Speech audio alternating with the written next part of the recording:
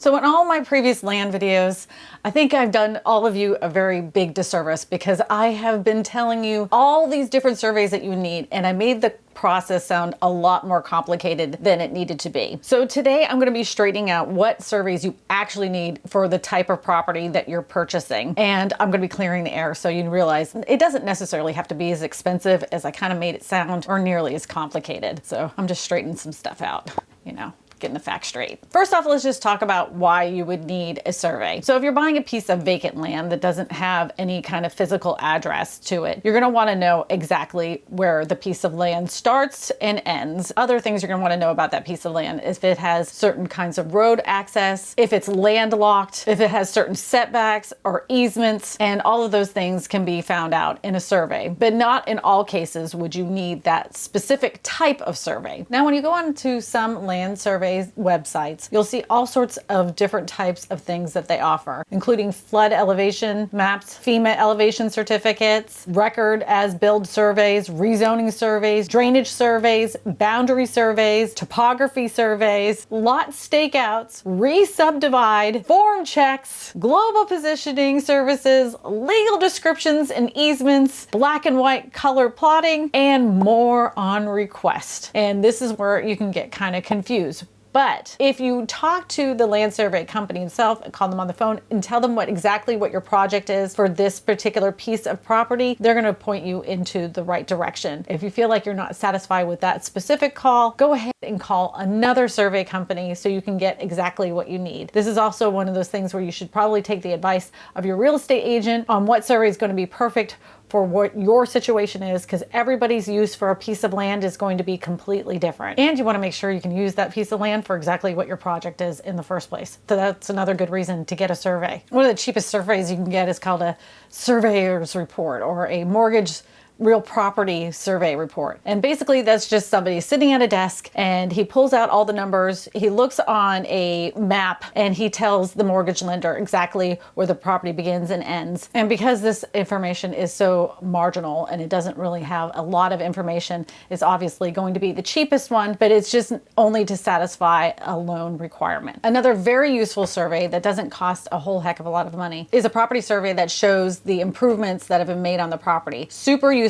especially if you're looking at a piece of property that's been in the family for a long period of time, or it's had a house there before and you're not 100% sure where the utilities and everything else is on that piece of property. This, again, isn't very expensive, but it's extremely useful, especially if you're planning on building a house in the future. And it will satisfy all your loan requirements from your lender if you're using a lender. I do want to make you aware that if you are getting a piece of property and you plan on getting a loan for that piece of property, you can't get around getting a survey. Almost every single mortgage lender I have ever worked with in the last 14 years is going to require a survey. And your mortgage lender will let you know exactly what kind of survey they are required for the loan requirements. In most cases, it's just a very inexpensive survey and it's just a couple $100. And you can also ask the sellers to provide that survey so you can get that loan. Now, if the piece of property is super inexpensive and you're planning on purchasing it, just go ahead and fork out the money for that survey so you can purchase it and get your loan. Don't be cheap. You want the land anyway, and they're giving you a good price on it. So just here recently, I have some clients that are buying a piece of land that already has a home on it. The home is being sold at no value because it's really in bad shape, but they're planning on using it as a camp. They want to know exactly where the property line starts and the property line ends. The use of this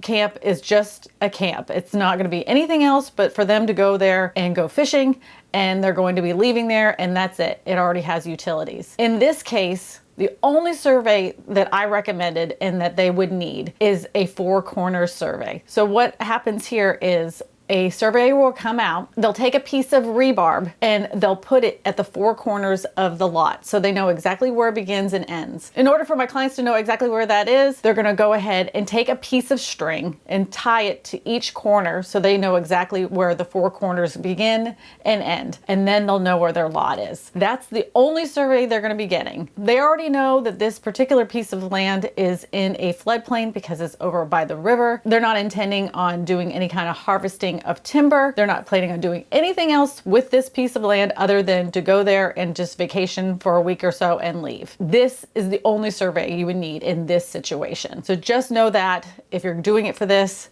four corner survey. They're very inexpensive. They can run as little as $100 and as much as $250 depending on the area, but that's the least expensive, cheapest survey you would need for that particular type of lot. Now, if you're buying a piece of property and neither one of you are being represented by a real estate agent and you ask the seller for a survey and they hand you something like this isn't a survey. This came from the tax assessor's office and it is basically just a satellite image and they just drew a line on it. There's no way for you to actually know where the property lines begin or end. You have no idea what the easements are. This will not be acceptable to any lender if you're planning on financing the piece of land. So this isn't a survey. Ask them to provide a four corner survey or the survey that your lender recommends. 2 years ago, I had some clients that had a piece of property that they had for sale that they knew was not landlocked. Well, we ended up having an argument with a neighbor saying that their piece of land that they were driving through belonged to them and they could not use it to get to their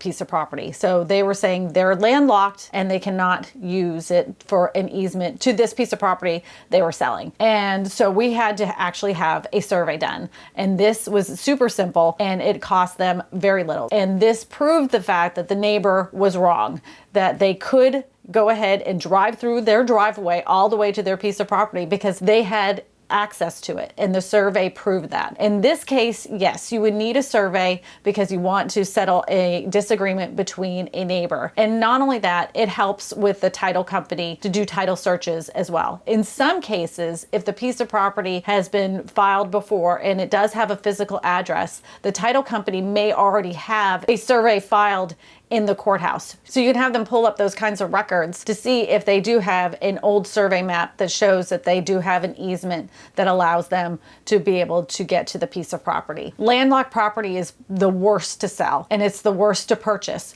because you just have a piece of land and you have no right to travel to get to it. So be very careful. And that is one case you're definitely going to want to have a survey done. And even if you're doing owner financed type of properties, make sure that you have access to that property and you're not trespassing to get to that property through somebody else's, because you can get yourself in a lot of trouble and the neighbors hate you.